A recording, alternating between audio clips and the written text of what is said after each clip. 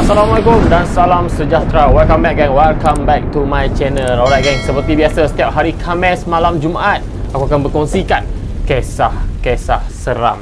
Angkat spek sikit. Alright, so kisah seram pada kali ini dikongsikan oleh salah seorang subscriberku yang sangat suka mencari hantu. Tapi sekarang dia dah berubah, sekarang dia dah insaf lah.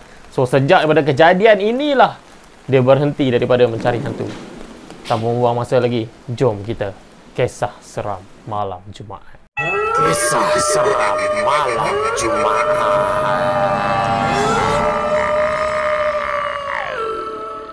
Alright gang, aku ringkaskan cerita Okey, cerita dia macam ni.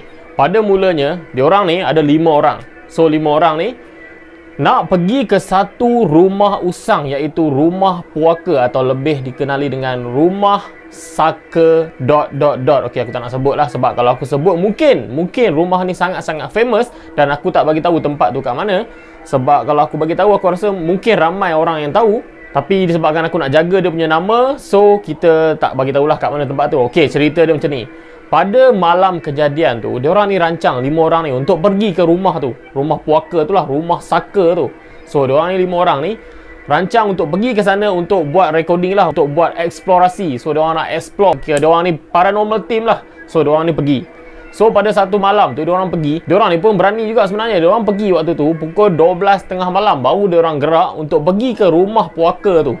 So bila diorang sampai kat rumah puaka tu tepat jam 1 pagi. Okey, bila diorang dah sampai dekat rumah tu, diorang tak masuk dalam lagi tau. Rumah puaka ni dia duduk kat kawasan dalam sikit tau.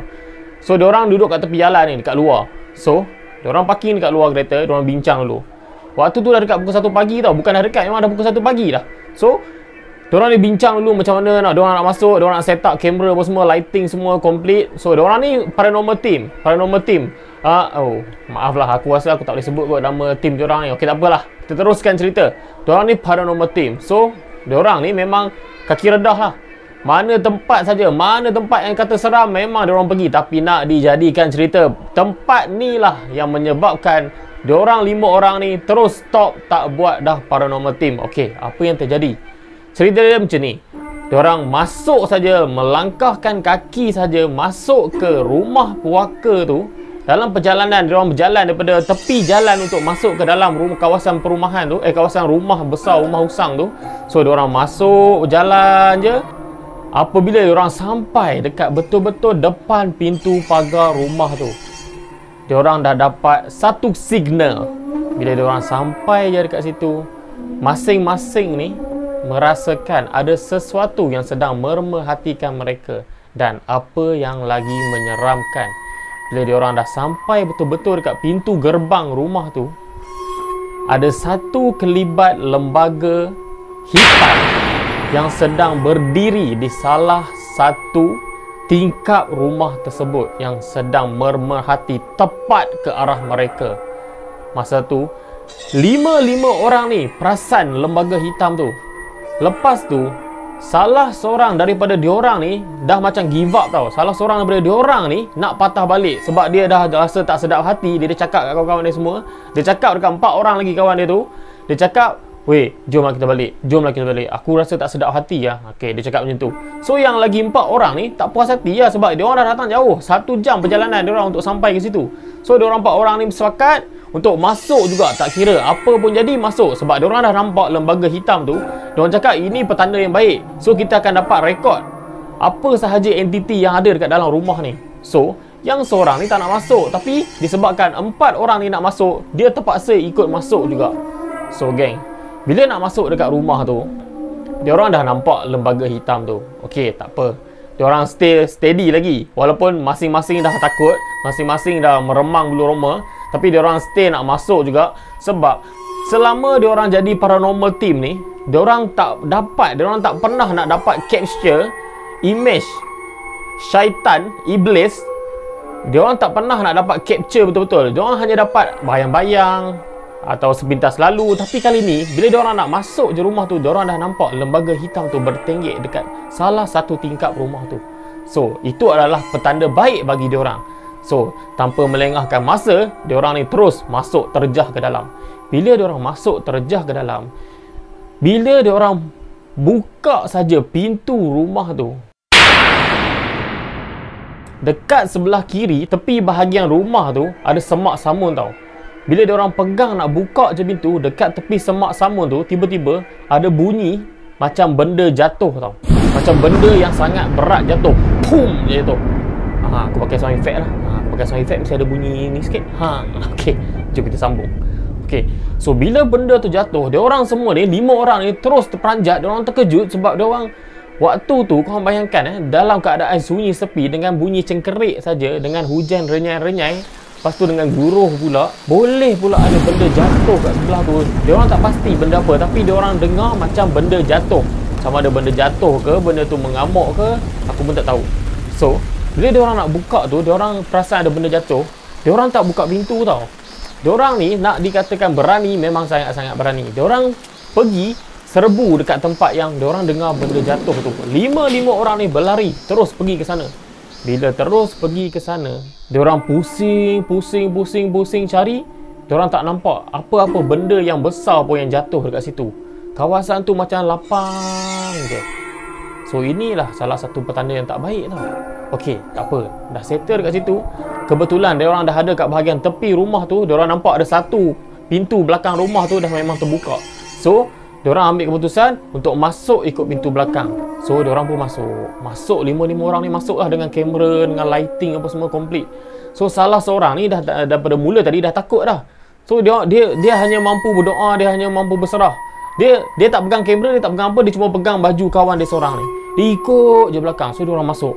So bila diorang dah masuk dalam tu, diorang explore dalam kawasan rumah tu. Apa yang digambarkan kat sini, dalam kawasan rumah tu ada macam peralatan bomoh tau. Ada banyaklah bahan-bahan yang digunakan, kebanyakan yang digunakan oleh bomoh lah. So diorang masuk dalam tu, tapi benda-benda tu dah lama. Benda-benda tu dah macam pecah lah, tunggang langgang terbalik. Tapi diorang tahu benda tu adalah benda kegunaan bomoh. Tapi aku tak pasti sama ada betul ataupun tidak. Okay, bila diorang dah masuk, okay, rumah ni 2 tingkat tau. Bila diorang dah masuk explore tu, diorang naik ke tingkat atas. Tangga tu pun agak reput.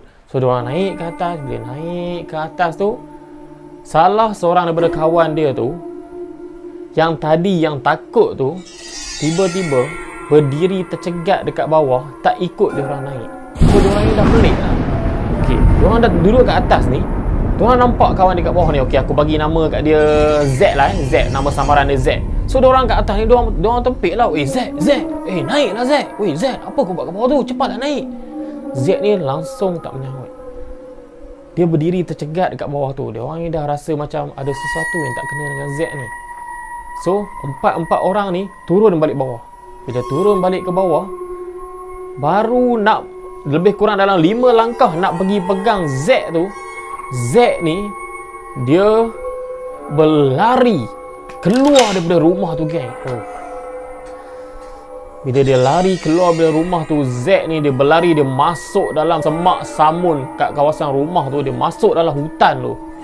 Diorang ni gelabah, geng. Diorang ni memang gelabah terus. Empat orang ni terpaksa. Diorang kejar juga Z ni. Diorang kejar masuk dalam hutan. So diorang pun masuk dalam hutan. Diorang kejar Z. Diorang kejar Z. Diorang cari Z dalam hutan tu. Tak jumpa, geng. Diorang tak jumpa Z, geng. Diorang cari.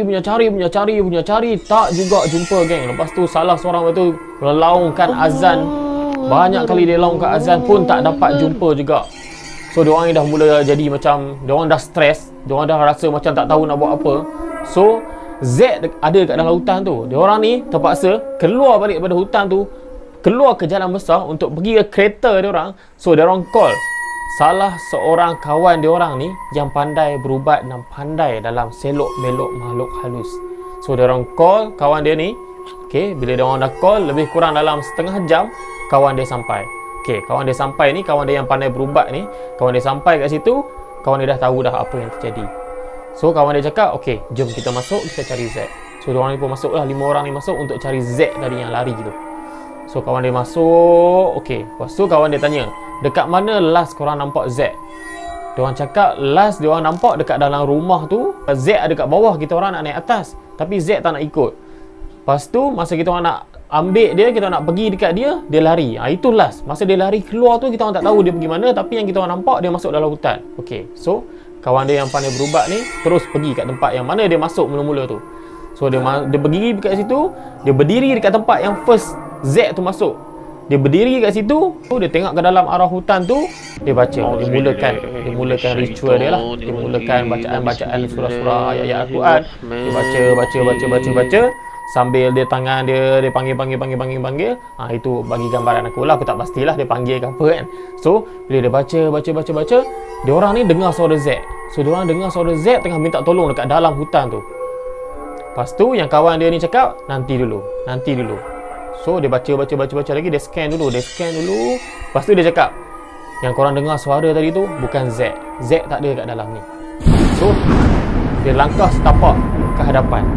Dia teruskan bacaan dia. Dia baca. Lepas tu dia cakap, yang dalam tu yang korang nampak tadi bukan Z. Korang pergi dekat depan pintu rumah tadi yang korang masuk mula-mula tu. Dia orang ni, empat orang ni, termasuk kawan dia tadi, 5 orang lah. So 5 orang ni berjalan pergi ke depan. Bila dia orang berjalan pergi ke depan, dia orang nampak Z ni tak sedarkan diri, tertidur di atas lantai tu. Dia pengsan kat atas lantai tu. Nak dijadikan cerita, masa dia orang jalan masuk tadi, dia orang tak nampak pun Z kat situ. Lepas tu kawan dia yang pandai berubat ni terus cakap dekat dia orang, angkat Z keluar daripada kawasan ni. Lepas tu dia orang pun angkat Z. Dia orang angkat Z terus bergegas keluar daripada kawasan rumah tu. Bila keluar, pergi ke kereta, masuk dalam kereta. Lepas tu kawan dia cakap, okey, bawa Z, bawa pergi ke rumahku. Okey, so dia orang pun bawa lah Z ni pergi ke rumah kawan dia yang pandai berubat tadi tu lah. Bawa pergi ke sana. So kawan dia pun berubat apa semua untuk bagi Z tu kembali pulih seperti sedia kala. So selepas dia dah berubat apa semua tu, Z pun dah kembali pulih seperti sedia kala. Dia orang tanya Z, apa yang terjadi? Z cakap dia tak tahu. Dia tak tahu apa yang terjadi. Yang dia tahu, last ada makhluk yang sangat tinggi, berambut panjang, kuku dia sangatlah panjang sampai ke lantai, rambut dia sampai ke lantai, sangat tinggi, berdiri betul-betul depan muka dia. Lepas pada tu terus dia hitam, dia tak nampak apa dah, terus dia hitam. Selepas kejadian itu, diorang 5 orang ni mengambil keputusan takkan lagi pergi explore mana-mana tempat. Diorang takkan lagi buat paranormal team sebab baru diorang tahu selama ni diorang buat paranormal team ni semua berjalan dengan lancar, tapi kali ni bila diorang kena ganggu, diorang kehilangan seorang kawan diorang. Nasib baik diorang jumpa balik kawan tu. Kalau tak jumpa, aku tak tahu macam mana diorang nak menjawab nanti. So gang, paranormal team sangat banyak kat Malaysia ni. Banyak yang profesional dan ada juga yang baru-baru nak jadi paranormal. Apa yang boleh aku nasihatkan, kita nak explore tak ada masalah, tapi kita jangan ganggu tempat dia. Alright gang, itu sahaja kisah seram untuk minggu ini. Kita jumpa lagi untuk minggu depan dalam kisah seram malam Jumaat. Ingat, ia wujud dan ia sentiasa berada di sekeliling kita. Assalamualaikum. Kisah seram malam Jumaat.